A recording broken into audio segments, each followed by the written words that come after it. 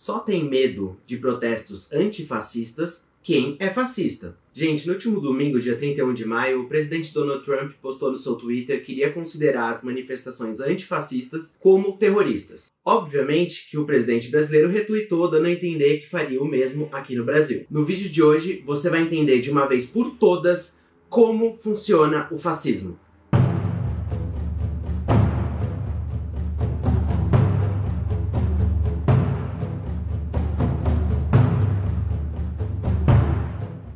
Fala galera, tudo bem? Pra quem não me conhece, meu nome é Bruno, eu sou jornalista e estudante de psicologia. Antes de mais nada, eu gostaria de pedir pra você se inscrever aqui no canal e caso você goste, curta esse vídeo porque ajuda bastante a gente na divulgação. Pessoal, o vídeo de hoje vai ser todo baseado na obra Como Funciona o Fascismo, a Política do Nós e Eles, do filósofo norte-americano Jason Stanley. Importante destacar que o fascismo surgiu no período entre guerras na Europa, né? Principalmente com os principais expoentes, o Benito Mussolini na Itália e o Adolf Hitler na Alemanha. A ideia é uma ditadura totalitária centrada na imagem do ditador e com um ultranacionalismo que chama as pessoas, que conclama as pessoas para defender um ideal de nação. Obviamente que sempre perseguindo minorias e sempre com um caráter étnico ou religioso. Nesse livro foram listados 10 pontos para você entender como funciona o fascismo. Vamos então a eles. O primeiro ponto é o passado mítico. O político fascista tenta sempre evocar na população a ideia de que no passado a nação era gloriosa, venceu grandes batalhas, era cheia de virtuosidade e que ele, o chefe agora da nação, como se fosse o chefe de uma família patriarcal, vai restabelecer esse passado glorioso. A segunda característica fundamental na implantação de um regime fascista é a utilização da propaganda. A ideia é mascarar os verdadeiros objetivos políticos do regime e trocar por ideias mais palatáveis. Por exemplo, numa guerra pelo poder, eu digo que estou lutando pela liberdade. Ou então, eu acuso de corrupção os meus adversários enquanto eu mesmo sou corrupto. A propaganda fascista também faz uma campanha muito fervorosa contra um judiciário independente, porque o judiciário independente sempre vai representar uma ameaça para aquele líder que tem uma inspiração autoritária, que tem uma vocação autoritária, não é verdade? E a propaganda se utiliza sempre da emoção no lugar do intelecto, são sempre apelos emocionais muito fortes na propaganda fascista. O terceiro ponto é o anti-intelectualismo. O que se observa é uma desvalorização ferrenha da educação, da especialização e da linguagem. E quando você ataca o discurso intelectual mais sofisticado, o que sobra é somente gritaria e raiva. Por exemplo, na época do nazismo, o Hitler dizia que as universidades estavam completamente tomadas pelos judeus que tinham ideias de destruir a nação ariana. Atualmente, os regimes neofascistas atacam as universidades e dizem que tudo que vai contra a ideologia deles e que as universidades falam ou discutem diz respeito ao marxismo cultural. É um grande espantalho que é usado para desqualificar o debate. E aí entra a figura do líder autoritário, o chefe da nação, né? Ele é o homem da verdade, o homem da ação. Não precisa mais ter provas, evidências, ciência, basta a palavra corajosa daquele líder. O Steve Bannon, que foi o grande ideólogo da campanha do Trump e também foi consultor do Bolsonaro, ele mesmo disse que o medo e a raiva é o que leva as pessoas à urna. E ele ganhou das eleições, né? Então nós já falamos 3 pontos. O passado mítico, a propaganda e o anti-intelectualismo. O quarto ponto é uma jogada forte na irrealidade. Os políticos fascistas apostam nas teorias da conspiração. Você já deve ter ouvido muitas por aí. As teorias da conspiração são explicações simples para ideias completamente irracionais, emotivas. Trata-se da manipulação do ressentimento, do medo das classes dominantes com uma roupagem que faça algum sentido.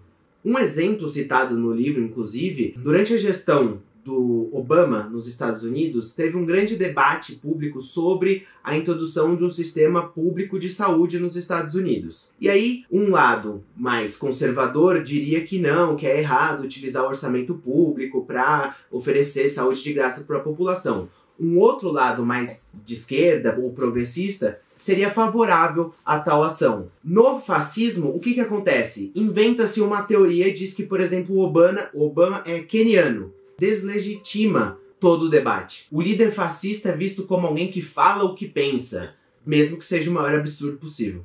O quinto ponto é a hierarquia. O fascismo naturaliza a hierarquia. As democracias liberais geram desigualdades, então geram classes sociais, pessoas mais ricas e pessoas mais pobres. Essa situação gera questionamentos na sociedade. E aí, existem duas possibilidades de crítica, pelo menos. Existem outras, né? Mas duas principais. A primeira seria uma crítica pela esquerda, que seria apontar que o sistema capitalista, ou a democracia liberal, ou a globalização gera essas desigualdades e que são naturalizadas no sistema liberal.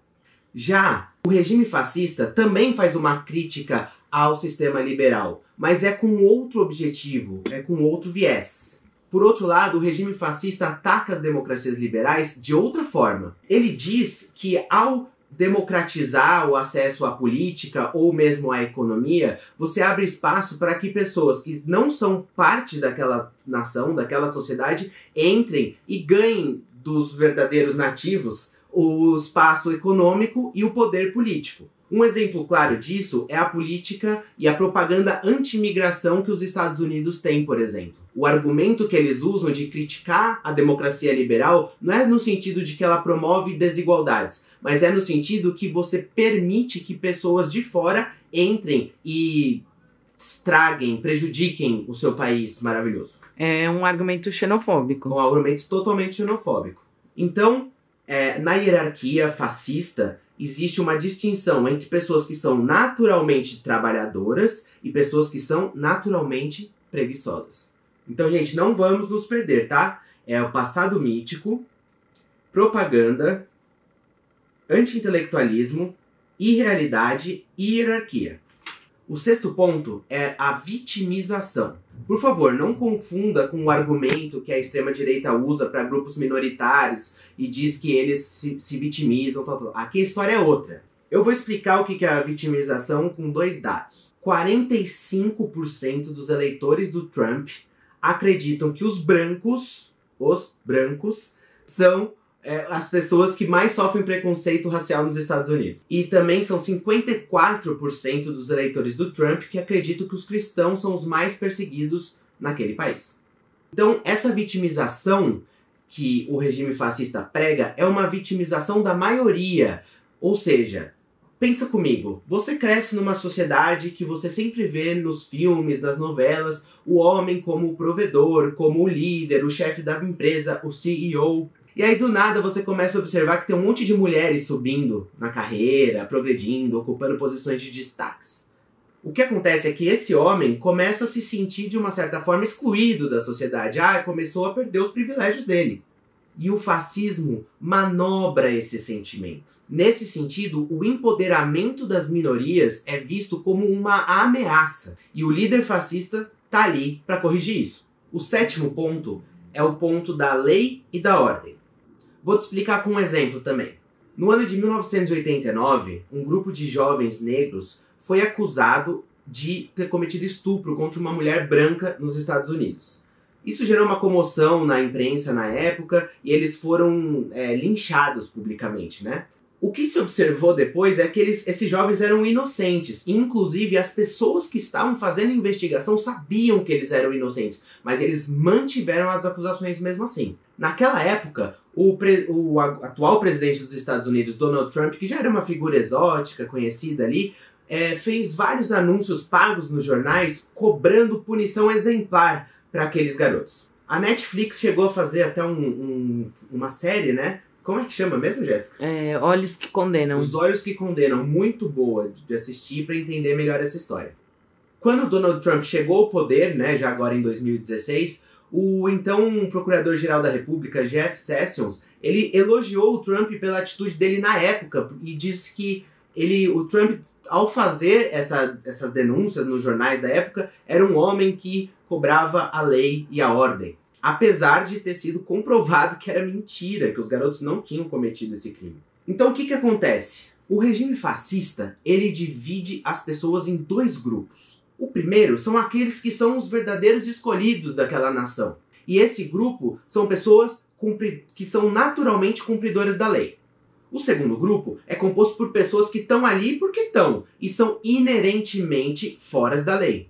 A ideia é justamente criar uma suposta identidade nacional natural. Então o regime nazista, por exemplo, quando eles queriam retirar os judeus da Alemanha, eles começaram fazendo uma vistoria nos crimes que os judeus tinham cometido. E uma série de judeus, por exemplo, que cometeram crimes de trânsito, foram expulsos do país porque eles eram criminosos.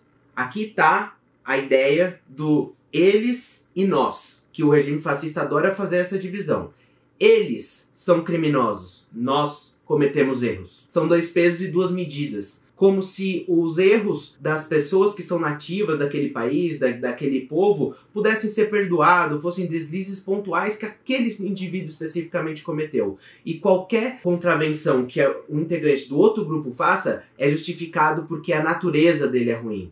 É uma desumanização completa. O mais perverso disso tudo é que você cria estereótipo para um grupo e ao criar o estereótipo para esse grupo, você joga esse grupo na marginalidade, automaticamente. Um exemplo disso é, por exemplo, a questão do encarceramento das pessoas negras. Quando você faz uma política de encarceramento em massa dos negros, o que acontece? Você prende uma pessoa. A família dessa pessoa fica desamparada. Automaticamente, essa família vai precisar ter recursos para sobreviver. E como ela vai estar desestruturada, ela pode vir a cometer crimes e ir parar na cadeia também. É um ciclo vicioso. É um ciclo vicioso. E essa pessoa que foi presa, quando ele sai, ele tem um antecedente criminal. E aí fica muito mais difícil dele arrumar emprego. E mais uma vez, ele é jogado para a margem da sociedade. É uma criação de um preconceito que se retroalimenta. Bom, rapidinho, gente. Nós já falamos 7 pontos. O passado mítico, a propaganda, o anti-intelectualismo, a irrealidade, a hierarquia, a vitimização e a lei e a ordem. O 8º ponto é o ponto da ansiedade sexual. Existe um moralismo muito grande por trás dos regimes fascistas. Como o líder fascista se vende para a população como o chefe da família patriarcal, ele precisa também ter esse moralismo para justificar a sua existência lá. A filósofa Angela Davis já chamou atenção para que nos Estados Unidos existe um mito do estuprador negro. Até esses dias aconteceu uma parada assim nos Estados Unidos. Tem um vídeo circulando na internet. É verdade, né? A gente pode até deixar aqui na descrição, né?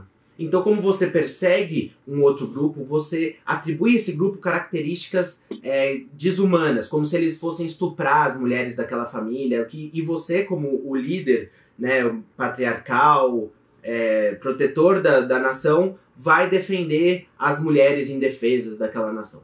Nesse sentido, como a masculinidade patriarcal é um ponto fundamental para a existência do regime fascista, a agenda política é toda construída no sentido de manter as coisas como elas são e atacar possíveis avanços progressistas, como, por exemplo, o empoderamento das mulheres, igualdade de salários, agenda anti-aborto, anti-casamento gay, anti-pessoas transgênero e por aí vai. O 9º ponto é o ponto da Sodoma e Gomorra. Hitler, no seu livro Minha Luta, ele chegou a descrever que quando ele foi para Viena, que era uma cidade cosmopolita, cheia de circulação de pessoas, de outras culturas, que aquilo era a perdição do povo ariano.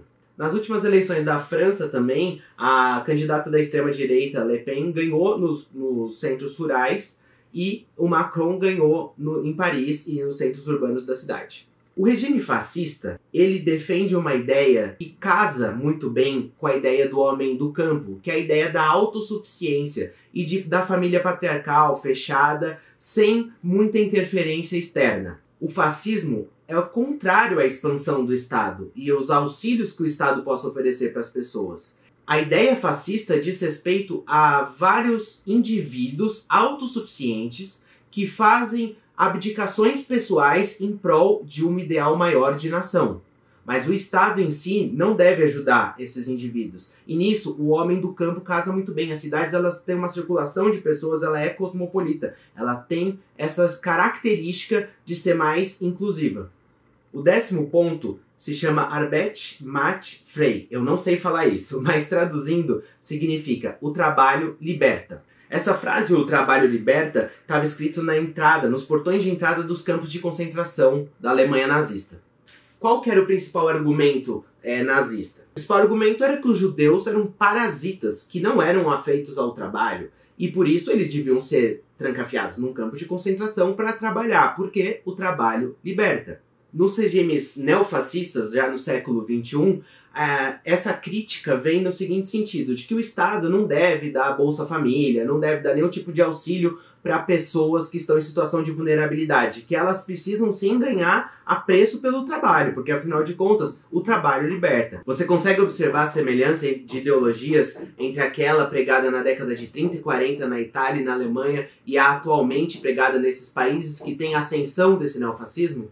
Nessa ideia do trabalho liberta, o fascismo empodera a ideia do darwinismo social, que é justamente essa concepção de que a vida é uma grande luta que vai sobreviver o mais forte. Gente, então esses são os 10 pontos que caracterizam a construção de um regime fascista. O passado mítico, a propaganda, o anti-intelectualismo, a irrealidade, a hierarquia, a vitimização, a ansiedade sexual, Sodoma e Gomorra e o trabalho liberta. Gente, vocês conseguiram observar alguma semelhança entre esses 10 pontos e o que a gente vive hoje aqui no Brasil? No próximo vídeo dessa série a gente vai falar sobre isso. Espero que você tenha gostado do vídeo. Até a próxima!